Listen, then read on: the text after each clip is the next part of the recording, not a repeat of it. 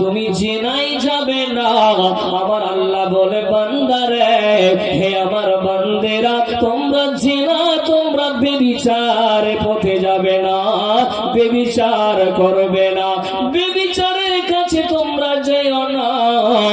কেননা সেটা হলো অশ্লীল কাজ, সেটা হলো মন্দ পথ। মারে হে ভাইজান আমার, আপনার স্ত্রী যদি আজকে কালকে সকালে বলে আমার স্বামী আমি ইটাহারে যাব বা রায়গঞ্জে যাব, আপনি তাকে যেতে দিলেন, কিন্তু হঠাৎ করে অ্যাক্সিডেন্ট হয়ে মারা গেল, কিন্তু আপনি বলবেন হায় রে আমার অর্ধাঙ্গিনী, আমার বিবি আমাকে ছেড়ে চলে গেল, এতটুকু আফসোস করবেন। কিন্তু হতভাগা মানুষ রে, আপনার বিবি যদি আজকে রাতে জিনা করে আর কালকে আপনার কানে যদি বলে এ বেটার, হে আমার বন্ধুরে তুমি শুনেছ তোমার বিবি, তোমার স্ত্রী অমুক পুরুষের সঙ্গে জিনা করেছে, তাহলে আপনি বসে থাকতে পারেন না, আপনার মাথা ঘুরে যাবে, আপনি পাগল হয়ে যাবেন। হেরে আমার বিবি রে, তোর জন্য আমি রাত দিন ইনকাম করেছি, তোর জন্য আমি বাড়ি ছেড়ে দিল্লিতে থেকেছি, তোর জন্য আমি রাজস্থান গেছি, পাঞ্জাব গেছি, তোকে এত ভরসা করতাম, তোকে এত টাকা দিলাম, তোকে এত কাপড় দিলাম রে, এতগুলো দেওয়ার পরে তুই কেন এই কাজ করলি রে? বন্ধুরে, এই জিনা, এই বেবিচারে যদি আপনার স্ত্রী লিপ্ত হয় তো আপনি বরদাস্ত করতে পারবেন না। কে কে পারবেন বরদাস্ত করতে? হাতটা করে দেখান তো দেখি কোন আল্লাহর বান্দা আছে। চাচা, ভাই, বন্ধু, কালকে সকালে যদি এলান হয় তোমার স্ত্রী অমুক ছেলের সঙ্গে ধরা পড়েছে, তো মনটা ভালো লাগবে? ভালো লাগবে? বলে ভালো লাগবে না। আপনি মনে করবেন বিষ পান করবো, কথা ঠিক না বেঠিক বলে? আর যদি মৃত্যু হয়ে যায়, অ্যাক্সিডেন্ট হয়ে মারা যায়, তো বলবেন যে বিষ নিয়ে আসো? বলবে কেউ? বলবে না। কিন্তু জেনায় যদি লিপ্ত হয়, বেবিচারে যদি লিপ্ত হয়, তো বলবে বন্ধুরে আমিও আর বেঁচে থাকবো না, তুই বিষ নিয়ে ও জিন্দেগি করুক দুনিয়াতে। কথা ঠিক না বেঠিক বলেন বাপজা? শোনেন বাপজা, আমরা মনে করি যে বেবিচারে লিপ্ত হলে, জেনা শুধু একটা মেয়ের সঙ্গে একটা পুরুষের মিলন হলে, এটাকেই শুধু আমরা জেনা মনে করি। ঠিক না বেঠিক? আর বাপজা, আল্লাহর নবী কি বলছেন হাদিসটা বলবো, শুনেন।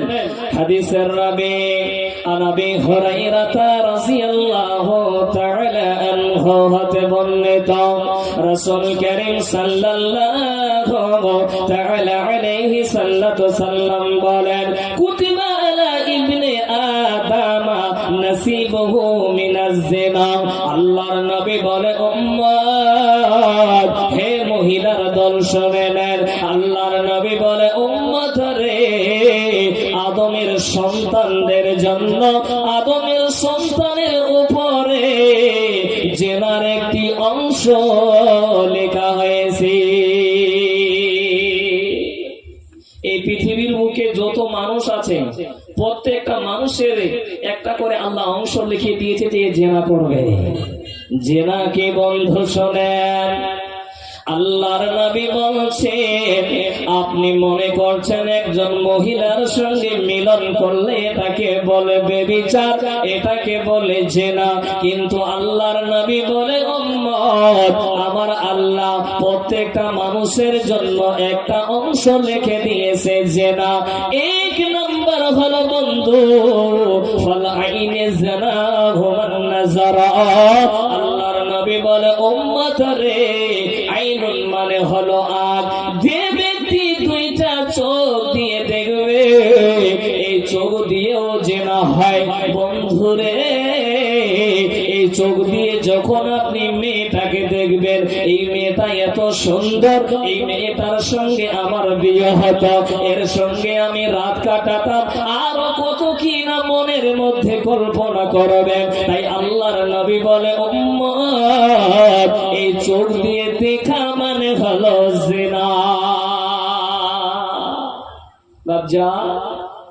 এই চোখ দিয়ে যে দেখবেন এটাও একটা জেনা।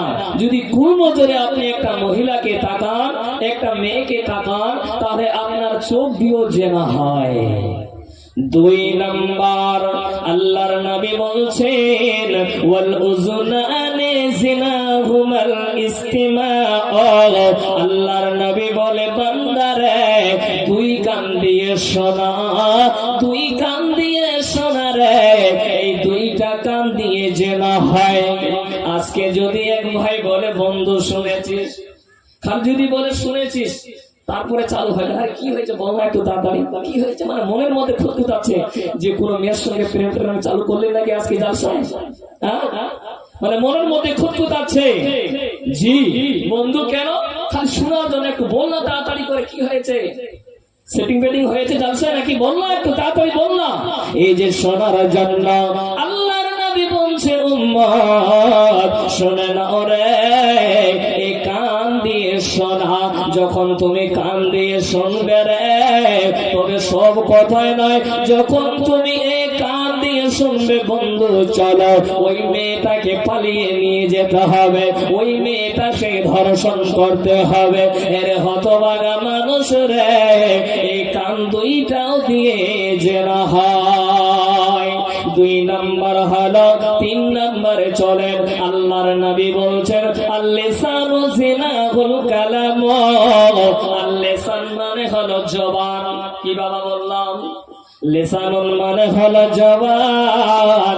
বেটারে হে আমার চাচা জান, এই মুখটা এত ভয়ঙ্কর, এই মুখটা এত ভয়ঙ্কর, এই মুখটা দিয়ে কত রকমের জেনা হয় আমরা জানি না। একটা পৃথিবীতে মোবাইল নামে জিনিস আছে রে, এই মোবাইলটা এত খারাপ জিনিস আবার ভালো জিনিস। এই মোবাইলটা দিয়ে কত রকম যে জেনা হয়। এই মুখটা দিয়ে আমরা আওয়াজ করে, এই মুখটা দিয়ে আমরা বলে ও বান্ধবী রে চলো চলো কালকে কুশমুন্ডি যাব, চলো মান্দায় যাব, চলো রে চলো আমরা একটু 2 জনে আনন্দ করব।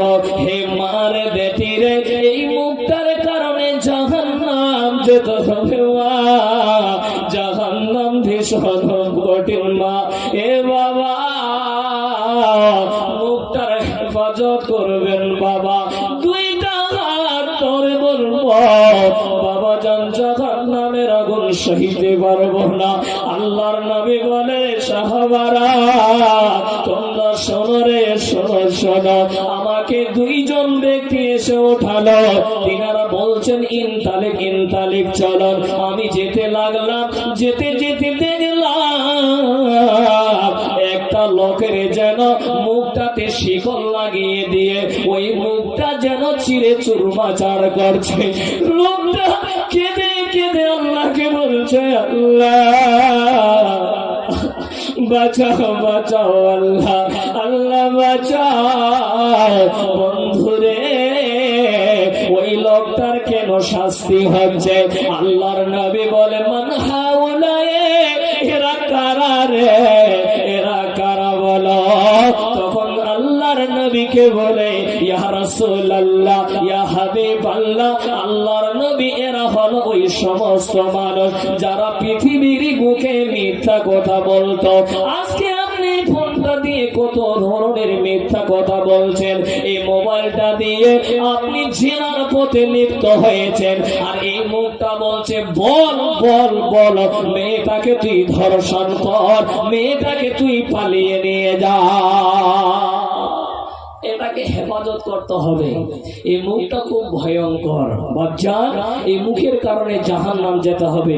মা বেটি খালা মুখটাকে হেফাজত করবেন মা জননী। এবার চলেন বাচ্চান আরো আপনাদেরকে একটু আগিয়ে নিয়ে যাই। আল্লাহর নবী বলেছেন যে আদম ছেলে মেয়েদের জন্য কিছু জেনার অংশ আল্লাহ লিখে দিয়েছেন। তো কি কি কারণে জেনা হয়, কোন জিনিস দিয়ে জেনা হয়, এই হাদিসে পরিষ্কার ভাবে জানিয়ে দিচ্ছেন। চলেন বাপজান। তারপরে আল্লাহর নবী বলছেন ওয়ালিয়াতু জিনাহু ইয়াতুল জিনাহাল বাতশাও। আল্লাহর নবী বলে উম্মত এই হাতটা দিয়ে জেনা হয়। এ ভাই কেউ গল্প করবেন না। আল্লাহর নবী বলে উম্মতরা এই হাতটা দিয়ে জেনা হয়। আমার বন্ধু এখন বলছে মার একটা মেয়েটাকে পিছন থেকে থাপড়, তোমাকে ঘুরে তাকাবে, তোমার সঙ্গে লাইন হয়ে যাবে। বন্ধুরে এই জন্য আল্লাহর নবী বলছেন হে আমার উম্মত এই হাত দিয়েও জিনা হয়। আবার চলুন বন্ধু আমার ওয়ার রাজুলু জিনাল খুতা, আল্লাহর নবী বলেন এই দুইটা পা দিয়ে জিনা হয়। আপনি জেনার কাছে যাবেন, আপনি আপনাকে দুইটা পা দিয়ে হেঁটে গিয়ে ওই জেনাতে লিপ্ত হতে হবে। আল্লাহর নবী বলে উম্মত এই পা দুইটা দিয়ে জিনা হয়। তারপরে চলেন বাপজান, আল্লাহর নবী বলছেন ওয়াল কলবু ইয়াহইয়া ওয়া ইয়াতামান্না, আল্লাহর নবী বলে উম্মত এই দিল এই কলব দিয়ে জিনা হয়। এই দিলটা এই যে মন একটা আছে ভিতরে বারবার খালি বলছেন। আর শয়তান তো ভালো মানুষকে সবসময় বলবে এই চল চল নেশা পান করি, মদ পান করি, সারা পান করি, অমুক করি, তমুক করি, অমুকের বেটিকে পালিয়ে নিয়ে যাও। এই সব সময় ওয়াসওয়াসাতে এই কলব, এই দিল, এই অন্তর। তো আল্লাহর নবী বলছেন উম্মত এই দিলের কারণে, এই অন্তরের কারণে, এই অন্তর দিয়ে জেনা হয়। তারপরে চলেন আল্লাহর নবী বলছেন ওয়াসাদদুকু যালিকাল ফরদু, আল্লাহর নবী বলে উম্মত রে এই লজ্জা স্থান দিয়ে জেনা হয়। মার বেটিরা এই লজ্জা স্থানের হেফাজত করবেন। যদি আপনি বেবিচারে লিপ্ত হন মা, আপনার কপালে জান্নাত জুটবে না। এর মা বোন আমার যদি এখনো গুনাহে লিপ্ত থাকেন, আল্লাহর কাছে এই টাইমে আল্লাহর কাছে ক্ষমা চেয়ে নেন, আল্লাহর কাছে ক্ষমা চেয়ে নেন, আল্লাহর কাছে মাফ চেয়ে নেন। এই কারণগুলো, এই জিনিসগুলো দিয়ে আমাদের জেনা হয়। বাপজান আপনাদেরকে আরো একটা মূল্যবান হাদিসের দিকে নিয়ে যাই। সহিহ মুসলিমের হাদিস, আল্লাহর নবী সাল্লাল্লাহু তাআলা আলাইহি সাল্লাম বলছেন, খুব গুরুত্বপূর্ণ হাদিস, কেউ কারো দিকে তাকাবেন না, হাদিসটা খালি মনোযোগ সহকারে শুনুন। কোন ব্যক্তি যদি ব্যভিচারে লিপ্ত হয়, হাদিসের রাবী আন উবাদাহ বিন সামিত আন্না নবী সাল্লাল্লাহু তাআলা আলাইহি সাল্লাম বলছেন, হাদিসের রাবী আন উবাদাহ বিন সামিত থেকে হাদিসটা বর্ণিত হয়েছে। রাসূল করিম সাল্লাল্লাহু তাআলা আলাইহি সাল্লাম কি বলছেন? আল্লাহর নবী বলেন ক্বালা খুযু আন্নী ক্বাদ জাআলাল্লাহু নাম। আল্লাহর নবী বলে উম্মত তোমরা শোনো। আল্লাহর নবী বলেন আল্লাহ তাআলা তার জন্য, আল্লাহর নবী বলেন আল্লাহ তাআলা আমাদের জন্য, তোমরা আমার নিকট আল্লাহর হতে এই কথাটা গ্রহণ করো, এই কথাটা মেনে নাও। আল্লাহর নবী বলে উম্মত তোমরা শুনে নাও, আল্লাহর এই কথাটা তোমরা মেনে নাও, এই কথাটা তোমরা গ্রহণ করে নাও। আল্লাহর নবী কি বলছেন শোনেন বন্ধু।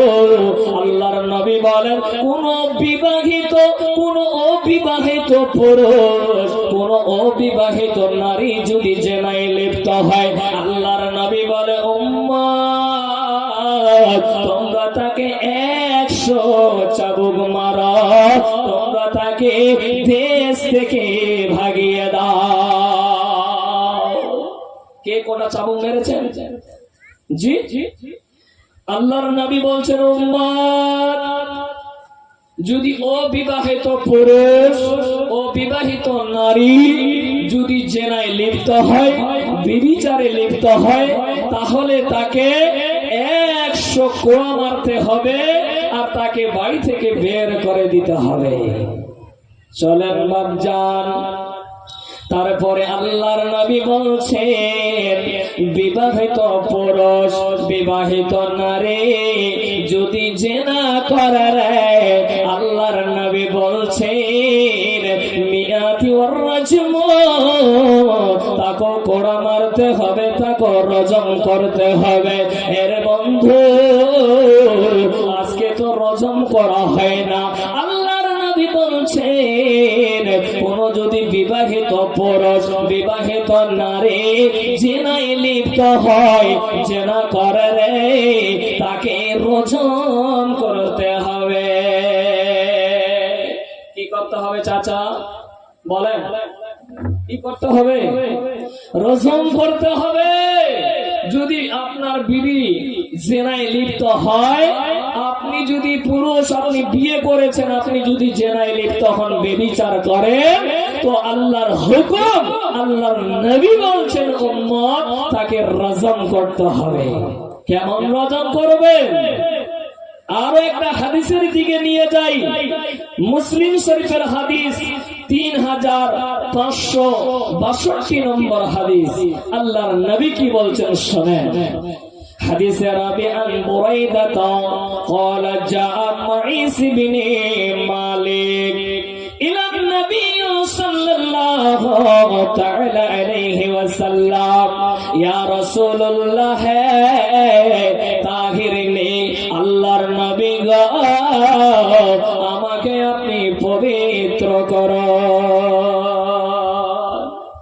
মাইস বিনে মালিক আল্লাহর নবীর কাছে এসে বলছেন, ইয়া রাসূলুল্লাহ, ইয়া হাবিবাল্লাহ, আল্লাহর নবী গো তাহিরনি, আমাকে পবিত্র করুন। আল্লাহর নবী বলছেন, আখির, চলে যাও, ইরজি ফাস্তাগফিরুল্লাহ ওয়া তুবু ইলাইহি, তুমি যাও আল্লাহর কাছে ক্ষমা চাও। লোকটা চলে গেলেন। কিছুটা দূর গিয়ে লোকটা চিন্তা করছেন, আমি আবার চলে যাব। লোকটা ফিরে এসে আল্লাহর নবীকে আবার বলছেন, ইয়া রাসূলুল্লাহ, ইয়া হাবিবাল্লাহ, আল্লাহর নবী গো আমাকে পবিত্র করুন।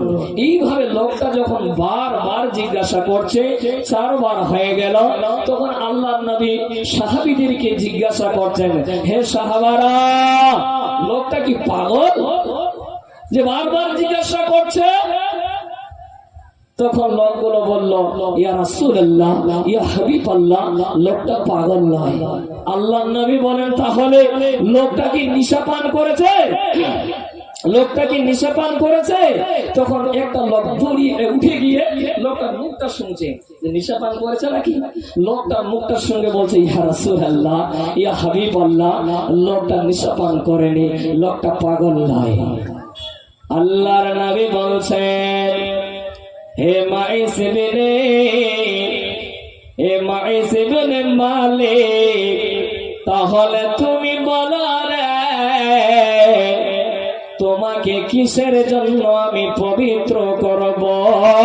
তোমাকে কিসের জন্য পবিত্র করব তুমি বলো। তখন লোকটা বলে, ইয়া রাসূলুল্লাহ, ইয়া হাবিবাল্লাহ, আমি বিবাহিত পুরুষ, আমার ছেলে আছে, আমার মেয়ে আছে, ইয়া রাসূলুল্লাহ, আমি জিনা করেছি গো, ইয়া রাসূলুল্লাহ, আমাকে আপনি পবিত্র করেন। আল্লাহর নবী এই কথা শুনলেন, তখন আল্লাহর নবী মাইস বিনে মালিককে বলেন, হে মাইস বিনে মালিক রে, তুমি কি সত্যি বলছো? বলে, জি ইয়া রাসূলুল্লাহ, আমি সত্যি করে বলছি, আমি জিনায় লিপ্ত হয়েছি, ব্যভিচার করেছি। আল্লাহর নবী আপনি আমাকে পবিত্র করেন। মারে বেটি রে, ওই মাইস বিনে মালিক আল্লাহর নবী নির্দেশ দিলেন, একটা গর্ত করা হলো। ওই গর্ততে মাইস বিনে মালিককে ওই গর্ততে দেওয়ার পর কোমর অবধি যেন মাটি দিয়ে পুঁতে দিলেন। দিয়ে লোকেরা ওই মাইস বিনে মালিককে পাথর দিয়ে যেন মারতে চালু করলেন। মারতে মারতে লোকটাকে দুনিয়া থেকে বিদায় করে দেওয়া হলো। আল্লাহর নবী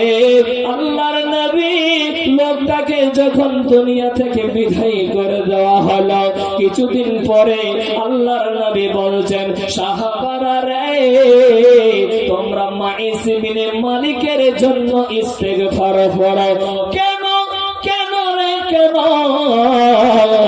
লোকটা এমন তওবা করেছে, যদি ইশক ফেরেশতার সমস্ত উম্মতের জন্য তাবিল বন্টন করে দেওয়া হয়, এটা তার জন্য তাদের জন্য যথেষ্ট হয়ে যাবে। আল্লাহর নবী বলছেন, সাহাবারা তোমরা মায়েস ইবনে মালিকের জন্য ইস্তেগফার করো। লোকটা এমন তওবা করেছে, এমন তওবা করেছে, তওবা করেছে, যদি সমস্ত উম্মতের মধ্যে বিতরণ করে দেওয়া হয় তবে উহা সকলের জন্য যথেষ্ট হয়ে যাবে। বাপজান মাজান, তাহলে আমরা বুঝতে পারলাম যে যদি বিবাহিত পুরুষ যদি ব্যভিচার করে তাকে কি করতে হবে? বাপ, কি করতে হবে? রজম করতে হবে। বাপজান, এই হাদিসে আরো একটা আল্লাহ নবী সাল্লাল্লাহু আলাইহি ওয়াসাল্লাম একজন মহিলার কথা বলেছেন। এটা তো হলো পুরুষ। মা বোন, এবার শুনেন, আপনাদেরকে বলছি, গাঁয়ের গর্তের একজন মহিলা আল্লাহর নবীকে বসে বলছেন, ইয়া রাসূলুল্লাহ, ইয়া হাবিবাল্লাহ, আমাকে পবিত্র করুন, তাহিরিনি, ইয়া রাসূলুল্লাহ, আমাকে পবিত্র করুন গো। তখন আল্লাহর নবী বলছেন, ফাস্তাগফিরুল্লাহ ওয়া তুবু ইলাইহি, তুমি যাও যাও, তুমি আল্লাহর কাছে ক্ষমা চাও। আল্লাহর নবী বলেন, তুমি যাও আল্লাহর কাছে ক্ষমা চাও, তওবা করো। তখন মহিলাটা বলছেন, ইয়া রাসূলুল্লাহ, মাইস ইবনে মালিককে যেভাবে আপনি যেতে বলেছিলেন আমাকেও সেভাবে যেতে বলছেন। আল্লাহর নবী এ দেখে এই যুগে দেখাচ্ছে। এই মা বোন, গল্প করবেন না, ভালো করে শুনেন কথাটা। আল্লাহর নবীকে দেখাচ্ছেন। আল্লাহর নবী দেখেন আমার পেটে বাচ্চা আছে। আল্লাহর নবীকে বলছেন, আল্লাহর নবী গো, আমার পেটে বাচ্চা আছে, আমি গর্ভধারণ করেছি, ইয়া রাসূলুল্লাহ, ইয়া হাবিবাল্লাহ, আল্লাহর নবী আমাকে পবিত্র করো। তখন আল্লাহর নবী বলেন, তুমি যাও, যেদিন বাচ্চা ধনিষ্ঠ হবে, যেদিন বাচ্চা হবে সেই দিন তুমি আমার কাছে আসবে। খবর হলো যে মহিলাটার বাচ্চা হয়েছে। বাচ্চাটা নিয়ে রাসূলুল্লাহ সাল্লাল্লাহু আলাইহি সাল্লামের কাছে উপস্থিত হলেন। আল্লাহর নবীকে বলে, ইয়া রাসূলুল্লাহ, ইয়া হাবিবাল্লাহ, এই দেখেন আমার বাচ্চা। তখন আল্লাহর নবী বলেন, তুমি যাও, বাচ্চাটাকে দুধ পান করাও, যেদিন বাচ্চাটা দুধ পান করা ছেড়ে দিবে সেই দিন তুমি আমার কাছে আসবে। বাচ্চা দুধ পান করা ছেড়ে দিল। আল্লাহর নবীর কাছে আবার আসলেন, এসে বলছেন, ইয়া রাসূলুল্লাহ, ইয়া হাবিবাল্লাহ, আমার বাচ্চা আর দুধ পান করছে না, আপনি দেখুন। আল্লাহর নবী দেখলেন এবং আল্লাহর নবীকে এটাও বলছেন, ইয়া রাসূলুল্লাহ, আমার বাচ্চাটা খেতে শিখেছে। বন্ধু আমার, মা জননী আমার, বাচ্চাটা খেতে শিখেছে। আল্লাহর নবী বললেন, রে সাহাবারা, তোমরা মেয়েটাকে নিয়ে যাও, গর্ত করো, এক কোমর মাটিতে পুঁতে দাও, আর ওই মেয়েটাকে তোমরা পাথর দিয়ে মারো। মা, আজকে যেন বেবিচার জেনাকে আমরা কিছুই মনে করি না। মার বেটিরে, মহিলাটাকে গর্ত করার পর মহিলাটাকে রজম করা হলো। এমন ভাবে খালিদ ইবনে আলী, খালিদ ইবনে আলী এমন ভাবে এমন একটা পাথর মেরেছিল, কে জানে মেরেছিল, খালিদের গায়ে এমন একটা পাতায় এমন রক্ত ছিটকে পড়লো। খালিদ বলল, ছিচি ছিচি। এমন ভাবে খালিদ ইবনে আলী এমন ভাবে গালি দিলেন। আল্লাহর নবী বলেন, খালিদ দাঁড়াও, তুমি গালি দিও না, গালি দিও না। কেন না রে, মহিলাটা এমন ভাবে আল্লাহর কাছে তওবা করেছে, এমন ভাবে ইস্তেগফার করেছে, পৃথিবীর বুকে কোন জালিম যদি আল্লাহর কাছে তওবা করে রে, আমার আল্লাহ তাকে ক্ষমা করে দেবে। বলেন সুবহানাল্লাহ। বাপজান, তো বেবিচারের নিকটবর্তী হবেন না। মা বোন, বেটি খালা, সকলকে অনুরোধ করে বলবো, বেবিচারের দিকে যাবেন না, জেনার পথে যাবেন না, না হলে ওইভাবে আপনাকে রজম করা হবে। আজকে তো রজম কোথায় গেছে আর কোড়া কোথায় গেছে। মেয়ে পালিয়ে গেল, নিয়ে আসলো, কোনো বিচার নাই, সিজার নাই, কিয়ামতের দিন বুঝবেন বাবা। আল্লাহর কাছে হিসাব দিতে হবে। আল্লাহ কিয়ামতের দিন ছাড়বে না। কিন্তু আল্লাহ নবী কি বলেছেন যে আর রোজম করতে হবে না, আর কোড়া মারতে হবে না। আল্লাহ নবী কি কোনোদিন বলেছেন? আমরা করি না, কোন জায়গায় করি না। মেয়ে চলে গেছে, নিয়ে আসলাম, টাকা ছিল, টাকা খরচা করলাম, 10-12 লাখ টাকা নিয়ে আসলাম, না কোনো হলো কোড়া, না কোনো হলো শাস্তি, না গ্রাম থেকে তাড়িয়ে দিলাম। জি চলেন বাপজান আমার, আপনাদেরকে আরো একটা মূল্যবান হাদিসের দিকে নিয়ে যাই। টাইম খুব শর্ট বাপজান। আল্লাহর নবী, বিশ্ব নবী জনাবে মুহাম্মদুর রাসূলুল্লাহ, সকলে বলেন সাল্লাল্লাহু তাআলা সাল্লাম। আল্লাহর নবী বলেন উম্মত, কিয়ামতের দিনে 3 শ্রেণীর মানুষের সঙ্গে আল্লাহ কথা বলবে না। কয় শ্রেণী বললাম বাবা? 3 শ্রেণী। এবার শুনেন হাদিসের রাবী আবু হুরায়রা قال كان رسول الله صلى الله تعالى عليه وسلم আবু হুরায়রা থেকে হাদিসটা বর্ণিত হয়েছে। রাসূল করিম সাল্লাল্লাহু তাআলা আলাইহি সাল্লাম বলেন, আল্লাহর নবী বলেন, সালাসালা ইউকাল্লিমুল্লাহু ইয়াওমাল কিয়ামাতি ওয়া লা ইউযাক্কিহিম। ক্বালা আবু মুআবিয়া ওয়া লা ইয়ানজুরু ইলাইহিম।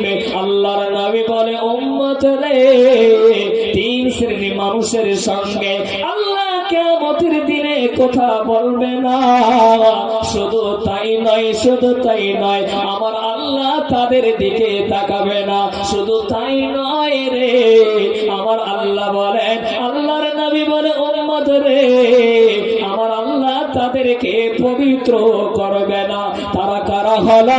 আল্লাহর নবী বলছেন, মার বেটিরে আমার কান খুলে শোনেন। আল্লাহর নবী লাস্টে বলছেন, যে ব্যক্তি ব্যভিচারে লিপ্ত হবে। আল্লাহর নবী বলছেন, আযাবুন আলীমুন শাইখুন মালিক।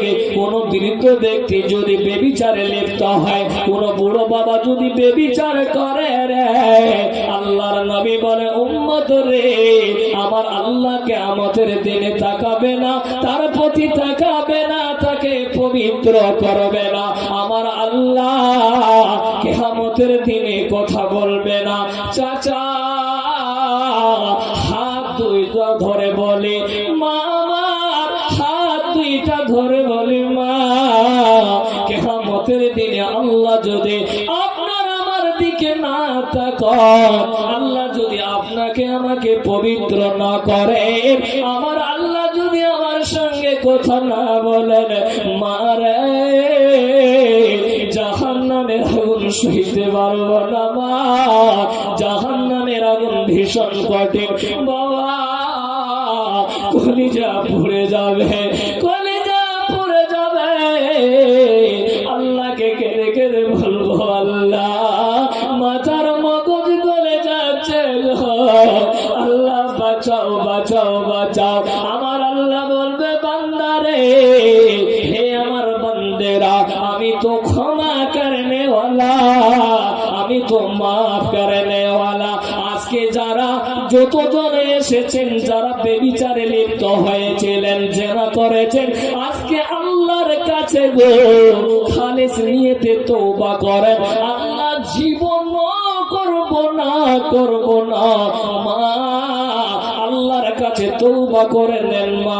কেন না মা, জাহান্নামের আগুন সইতে পারবো না বাবা। সেই দিন কোনো মেডিসিন থাকবে না, কোনো অ্যাম্বুলেন্স থাকবে না, কোনো ডাক্তার থাকবে না, কোনো কবিরাজ থাকবে না বাবা গো। জেনার প্রতি যাবেন না, না হলে আমরা সইতে, আগুনের তাপ সইতে পারবো না।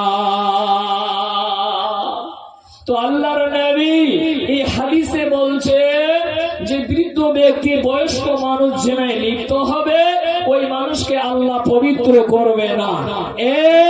তারপরে হাদিসে আল্লাহর নবী বলছেন, নিশাদার দ্রব্য যারা পান করবে, আমার আল্লাহ তাদের দিকে তাকাবে না, তাদেরকে পবিত্র করবে না, তাকে পবিত্র করবে না, আল্লাহ তাদের সঙ্গে কথা বলবে না। চাচা, আপনার দিলে একটু ভয় নাই? আপনার দিলে একটু ভয় নাই বন্ধু? একটু দিলে ভয় নাই? বা খালা, এই কিছুক্ষণের মধ্যে এসারের আগে আমার উদ্দেলের খাদের নানা, তিনি লোকটা সুস্থ ছিলেন, লোকটা ভালো, প্রায় এসে সব সময় আজান দিতেন। না জানি আল্লাহ তাকে কোন পরীক্ষায় ফেলিয়েছেন, আল্লাহ যেন তাকে খুব তাড়াতাড়ি করে সুস্থ করে। তিনি এত অসুস্থ, সিরিয়াস আছেন, আল্লাহর কাছে একটু দোয়া করবেন, আল্লাহ যেন তাকে সুস্থ করে দেয়। বা ভাই বন্ধু, আল্লাহ যদি কিয়ামতের দিনে না তাকায়, আল্লাহ যদি কথা না বলে, পবিত্র না করে আপনাকে, তো আপনার দিলে একটু ভয় নাই? আজকে বাপ হুট করে মানুষ দুনিয়া থেকে চলে গেছে, আপনি একটু ভয় করছেন না? আপনি নামাজ পড়ছেন, আপনি আল্লাহর ইবাদত করছেন, তবু আপনি খৈনি খাচ্ছেন, তবু আপনি মদ পান করছেন, তবু আপনি শরাব পান করছেন, তবু আপনি ব্যভিচারে যাচ্ছেন। কেন কেন কেন? আপনার দিলে কি ভয় নাই বাপ? আপনার দিলে কি ভয় নাই? মা, বোন, বেটি, খালা, আপনাদের দিলে কি ভয় নাই যে কিয়ামতের দিন আল্লাহ যদি কথা না বলে, তো ঠিকানা কোথায় হবে? মা জননী শুনেন, বেবিচার এত কঠিন, বেবিচারের কারণে বেবিচারী ও বেবিচারনীর ঈমান ঘাটতি হয়ে যায়। যখন কোন মানুষ, আল্লাহর নবী বলছেন, হাদিসের রাবী আবি হুরায়রা রাদিয়াল্লাহু তাআলা আনহু থেকে হাদিসটা বর্ণিত হয়েছে, রাসূল করিম সাল্লাল্লাহু তাআলা আলাইহি সাল্লাম তিনি বলছেন, ঈমান কিভাবে ঘাটতি হয়? আল্লাহর নবী বলছেন, লা জিনা লা ইয়াজুনু জিনা হিনা ইয়াজিনি ওয়া হুয়া মুমিন। যখন কোন বেবিচারী লিপ্ত হয়, তখন তার ভিতরে ঈমান থাকে না। দুই, কোন ব্যক্তি যদি চুরি করে, ওই ব্যক্তির ভিতরে ঈমান থাকে না। আল্লাহ নবী সাল্লাল্লাহু আলাইহি ওয়াসাল্লাম বলছেন, ইয়াশরাবুল খামরি হিনা ইয়াশরাবুহা ওয়া হুয়া মুমিনুন। কোন ব্যক্তি যদি নিশাদার দ্রব্য পান করে, কেউ যদি নিশা খায়, নিশা পান করে, আল্লাহর নবী বলছেন উম্মত তার ঈমানের ঘাটতি হয়, তার ভিতরে ঈমান বলে থাকে না। আপনাদের মুখে কি খড়ি টড়ি আছে নাকি? আমি যে বলছি থাকে না, একটু জোরে বলা যায় না? না পান টান খেয়ে এসেছেন, বললে পড়ে যাবে পানটা? হাই রে মুসলমান বাপজান, তো এই তিনটা কথা মনে রাখবেন। যখন আমি বেবিচারে লিপ্ত হবেন, তো আপনার কাছে ঈমান থাকবে না, ঈমানের ঘাটতি হবে। এবার চলেন আপনাদেরকে 4 নাম্বার পয়েন্টে বলি, বেবিচারের সময় বেবিচারী ও বেবিচারনীর ঈমান সঙ্গে থাকে না। কোন ব্যক্তি যখন বেবিচারে লিপ্ত হয়, আল্লাহর নবী সাল্লাল্লাহু তাআলা সাল্লাম বলছেন, কি বলছেন? ইজা জানার রাজুলু খারাজা মিনহুল ঈমান কানা আলাইহা। আল্লাহর নবী বলছেন, উম্মত কোন বেবিচার যখন বেবিচারে লিপ্ত হয়, তখন তার ঈমান উপরে চলে যায়। যেমন মেঘ দেখতে পাচ্ছেন আকাশের উপর, যখন আপনি জেনায় লিপ্ত হন, আল্লাহর নবী বলছেন যখন বেবিচারে লিপ্ত হয়, তখন তার ভিতরে ঈমান থাকে না। ওই ঈমানটা মেঘের মতো ভেসে বেড়ায়। বাপ, আপনি ওই জেনা করছেন, হে যুবক, হে মা, হে বোন, আপনি জেনায় লিপ্ত হয়ে আছেন, সেই সময় আপনার ঈমান নাই। ওই অবস্থায় যদি আপনার মরণ হয়, আপনার ঠিকানা হবে জাহান্নাম, আপনার ঠিকানা হবে জাহান্নাম, আপনার ঠিকানা হবে জাহান্নাম।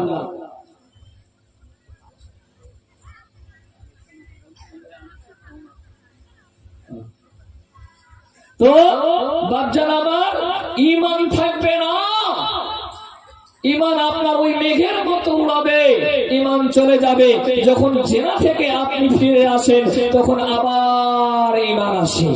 চলেন আপনাদেরকে আরো একটা মূল্যবান হাদিসের দিকে নিয়ে যাই। বেবিচার ও মদ পান করলে ঈমান ছিনিয়ে নেওয়া হয়। আল্লাহর নবী সাল্লাল্লাহু আলাইহি ওয়াসাল্লাম বলছেন, মান জিনা ওয়া শারাবাল খামরে নাযা আল্লাহু মিনহুল ঈমান কামা ইয়াখলুকুল ইনসান কামিসু মিনার রাসিহি। আল্লাহর নবী বলে, কোন মানুষ যখন জেনায় লিপ্ত হয়, বেবিচারে লিপ্ত হয়, যেমন আমরা কাপড়টাকে খুলি, মাথার উপর দিয়ে খুলি, আল্লাহর নবী বলছেন উম্মত, হাদিসের রাবী আবু হুরায়রা হতে বর্ণিত হয়েছে, আল্লাহর নবী বলেন উম্মত, ওই ব্যক্তি যখন জেনায় লিপ্ত হয়, যেমন আমরা কাপড় খুলে এইভাবে তার ঈমানকে আল্লাহ ছিনিয়ে নেয়। বাজান, তাহলে সাবধান, জেনায় লিপ্ত হবেন না, বেবিচারের নিকটবর্তী হবে না, কেননা সেটা হলো অশ্লীল কাজ, মন্দ পথ, সে নিকটবর্তী হবে না। আজকের শেষ হাদিস বলে নাকি জি, যেহেতু বক্তা সাহেব এসে গেছে, আপনাদেরকে শেষ হাদিস আজকে বলে যাই। আল্লাহর নবী, বিশ্ব নবী জনাবে মুহাম্মদুর রাসূলুল্লাহ, সকলে বলেন সাল্লাল্লাহু তাআলা আলাইহি সাল্লাম। আল্লাহর নবীকে দুইজন ব্যক্তি নিয়ে গেলেন। আল্লাহর নবী দুইজন ব্যক্তি উঠিয়ে নিয়ে গেলেন। যেতে যেতে বন্ধুরা আল্লাহর নবী তাকালেন, কিছু মানুষ যেন এমন ভাবে ফুলে আছে, এমন ভাবে ফুলে আছে, এত উঁচু হয়ে গেছে বন্ধু, এত উঁচু হয়ে গেছে, আর এত দুর্গন্ধ বের হচ্ছে রে। আল্লাহর নবী বলে, উম্মত রে, যদি একটা মানুষ পায়খানা করে, যদি ওই পায়খানার সামনে তার মুখটাকে এইভাবে ধরে রাখা হয়, কোন মানুষ থাকতে পারবে না? না না। আল্লাহর নবী বলে, উম্মত, টয়লেটের মতো যেন গন্ধ বের হচ্ছে, এত দুর্গন্ধ, এত দুর্গন্ধ রে, মানুষ যেন ওই দুর্গন্ধে থাকতে পারে না, পারে না। আল্লাহর নবী বলছেন, মান হাউলায়ে জিবরাইল, এরা কারা, এরা কারা রে? আল্লাহর নবীকে বলছে, ইয়া রাসূলুল্লাহ, ইয়া হাবিবাল্লাহ, এরা হলো ওই সমস্ত মহিলা, ওই সমস্ত পুরুষ, ইয়া রাসূলুল্লাহ, এরা হলো তারা যারা দুনিয়ায় ব্যভিচার করত, যারা জেনায় লিপ্ত ছিল, তাদের পেট যেন গম্বুজের মতো উঁচু হয়ে আছে, তাদের পেট যেন গম্বুজের মতো উঁচু হয়ে আছে। লোকেরা ওই গন্ধই দেখতে পারে না, পারবে না, পারে না, এত দুর্গন্ধ। তারা কারা? যারা জেনায় লিপ্ত হয়েছিল, যারা দুনিয়াতে ব্যভিচার করেছিল। মা আজকে অন্তর থেকে আল্লাহর কাছে তওবা করবেন। আমার আল্লাহ আলিমুল বিজাতি সুদূর, আল্লাহ সবারই খবর জানে, সবই কিছু জানে। আপনি অন্তর থেকে আল্লাহর কাছে তওবা করবেন, নিরাশ হবেন না মা জননী, আল্লাহ আপনাকে ক্ষমা করবে। আল্লাহর কাছে আজকেই তওবা করবেন। আল্লাহ যৌবন কাল ছিল, এই যৌবন কালে আমি আল্লাহ জেনা করেছি, ব্যভিচারে লিপ্ত হয়েছি, আল্লাহ তুমি আমাকে ক্ষমা করে দাও, কোনো দিন ব্যভিচারের কাছে যাব না, নিকটবর্তী হব না। মা জননী হাত দুইটা ধরে বলবো, আল্লাহর কাছে তওবা করবেন। এ বাপ, আর আপনারা বাদাম খান, আমি এত সুন্দর আলোচনা করছি আর আপনারা বসে বসে বাদাম খাচ্ছেন। হাই রে, মনে হচ্ছে জীবনে বাদাম খাইছে, খায় রে। এই অবস্থা আজকে জালসা বাড়িতে যদি বসে বসে বাদাম খান, এখানে হাদিস এবং কোরআনের আলোচনা হচ্ছে, আর আপনি বসে বসে বাদাম খাচ্ছেন আর মজা নিচ্ছেন নাকি? বাপ, কথাটা খারাপ লাগলো? আপনি কোনোদিন দেখেছেন যে মসজিদে বসে করে কেউ বাদাম খাচ্ছে? কেউ তো মানে জোরে থাপ্পড় মার না, আস্তে মারছে কেউ। এই অবস্থা আজকে মুসলমান আছে। সমাজ কেমন করে পরিবর্তন হবে বলে? তো সমাজ কেমন করে পরিবর্তন হবে? আল্লাহর ওয়াস্তে বলবো, এই সমস্ত নিশা পানি ছেড়ে দেন, আল্লাহর কাছে তওবা করুন, দিলে ভয় নিয়ে আসেন। কিয়ামতের দিন না হলে আল্লাহ কথা বলবে না, আপনাদেরকে পবিত্র করবে না, আল্লাহ আপনার দিকে ঘুরিয়েও তাকাবে না। জীবনে অনেক গুনাহ খাতা হয়েছে, আমরা সকলেই পাপী, আমরা সকলেই গুনাহগার। আমরা বাপজান এই গুনাহ থেকে কেমন করে ক্ষমা পাবো? বাপজান এই গুনাহ আল্লাহ আমাদেরকে কেমন করে ক্ষমা করবে? একটা রাস্তা হলো, সেটা হলো দান। সেটা হলো কি? দান।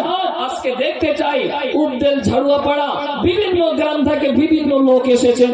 বাপজান টুটা ফুটা গলা দিয়ে কিছু বললাম, কোরআন এবং হাদিসের আলোচনা করলাম, কিসসা কাহিনী একটাও নিয়ে আসেনি, না গজল বলেছি না আর কোনো কিছু। বাপজান আমার যেহেতু একটা মাদ্রাসার প্রোগ্রাম, মাদ্রাসায় অনেক বাচ্চা আছে, অনেক মেয়ে আছে, সেখানে কোরআন শিক্ষা দেওয়া হয়। আপনার বাচ্চারা শিখে এবং অন্যকে শিখাবে। আমি দেখতে চাই, আপনি আপনাদেরকে প্রশ্ন করতে চাই, বাপজান এই কোরআনটা কত পারা বলেন তো? এই কোরআনটা কত পারা? একটু জোরে বলেন না, কত পারা? 30 পারা। আমি আমার বাপ, ভাই, মা, বোন, বেটি, খালাদেরকে বলবো, মা জননী আপনাদের কাছে বেশি চাইবো না, মাত্র এই 30 পারার একটা পারার করে 1000 টাকা করে আপনাদের কাছে চাইবো। কোন আল্লাহর বান্দা, কোন আল্লাহর গোলাম আছে এই নবীর মাদ্রাসার জন্য, এই কোরআনের মর্যাদা রক্ষা করার জন্য 1000 টাকা দিবেন? কোন মা আছেন, কোন খালা আছেন, কোন বেটি আছেন? নগদ হোক বা বাকিতে হোক, আল্লাহর রাস্তে বা পিছনে ভোক্তা বসে আছে, বেশিক্ষণ থাকবো না, চটচট করে আসবেন, নগদ হোক বা বাকিতে হোক 1000 টাকা। আর এই বছর আলহামদুলিল্লাহ খুব সুন্দর ধান হয়েছে, আপনারা বাকিতে পেল আপনারা ধানগুলো লিখে দিবেন, আল্লাহর রাস্তে আসবেন বাপ, বেশিক্ষণ থাকবো না। কে আছেন এই নবীর মাদ্রাসার জন্য প্রথমে 1000 টাকা দিবে একটা পাড়ার আল্লাহর রাস্তে? কেউ আছেন? নগদে হোক বাকিতে হোক। মা বোন আপনারা তো প্রতি মাসে লক্ষ্মীর ভান্ডার পাচ্ছেন, মা একটা মাসের লক্ষ্মীর ভান্ডার দিলে আপনার টাকা কমে যাবে না? কত টাকা খরচা হয়ে যায়। আজকে রাতের মধ্যে যদি বেমারে পড়ে যান, অসুস্থ হয়ে যান, কালকে সকালে লাখো লাখো টাকা খরচা হয়ে যাবে। হয়তো মা এই 1000 টাকার কারণে আল্লাহ হয়তো আপনাকে বালা দিল না, ওই মুসিবত থেকে আল্লাহ হেফাজত করলো। কে আছেন আল্লাহর গোলাম? লাব্বাইক দিয়ে উঠবেন, 1000 টাকা দিবেন আল্লাহর ওয়াস্তে মেহেরবানি করে। ওয়ালাইকুম সালাম। আলহামদুলিল্লাহ, আলহামদুলিল্লাহ রাব্বুল আলামিন।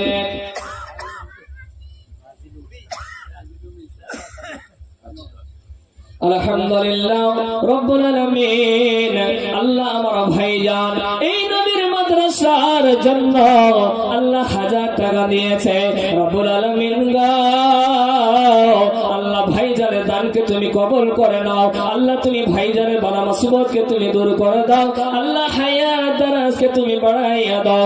জীবনের গুনাহ খাতা আল্লাহ তুমি মাফ করে দাও। পরকাল তুমি আল্লাহ জান্নাতবাসী করো। আর কেউ আছেন? বাপ ভাই এটা মনে করবেন না, মাদ্রাসার উপরে হিংসা করেন না বাপ, যতটুক পারবেন অতটুক দিবেন। 1000 টাকা করে চেয়েছি আল্লাহর ওয়াস্তে বলবো বাপ, সকালে বেমার হলে লাখো লাখো টাকা খরচা হয়ে যাবে। আল্লাহর ওয়াস্তে আর কেউ আছেন? নগদ হোক বাকিতে হোক, আল্লাহর ওয়াস্তে, আল্লাহর গোলাম, আল্লাহর ওয়াস্তে আপনার মায়ের জন্য আলহামদুলিল্লাহ রাব্বুল আলামিন।